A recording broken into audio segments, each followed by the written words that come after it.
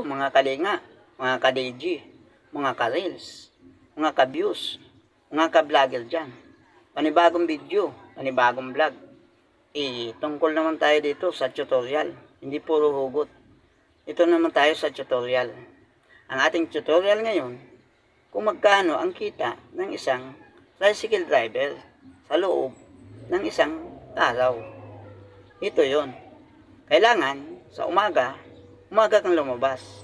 Kailangan makakuha ka ng 250 sa pasukan umaga. At sa tanghali, sa labasan, 250 uli hanggang hapon. Tapos ng alauna. Katapos, 250 uli sa labasan ng hapon hanggang yung rush hour. Plus, yabay-yabang 100 pagkatapos ng umagang pasukan. Pagkatapos naman ng hapon, yabay-yabang plus 100 pesos. Is nagpapatak ng 250 sa umaga, 250 sa tanghali, at 250 sa hapon.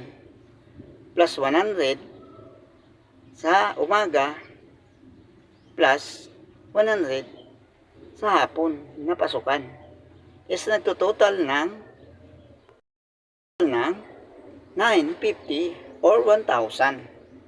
Isa 1,000, ibabawasan mo yung gasolina, 300, at kung nagbaboundary ka, maboundary ka ng 200, is ang matitira sa'yo is linis na 500. Yan ang kita ng isang tricycle driver. Hindi ko alam yung mga driver sa jeep, driver sa padjak, or driver sa taxi. Iba naman yun sa kanila. Itong aking tinuturo ngayon is tungkol lang sa tricycle. Dahil yun ang aking naranasan. Siguro, alam nyo naman, mga tricycle driver, is yun talaga ang tamang kita. Tama sa oras ang paglabas, at tama sa oras yung pagpasada.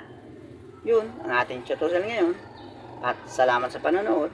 Sana makatulong at mapagbastan nyo kung tansyado yung makita namin talaga. Salamat sa panonood. Thank you for watching. Huwag kalimutan ng follow sa aking page. DG Kalinga Vlog Page.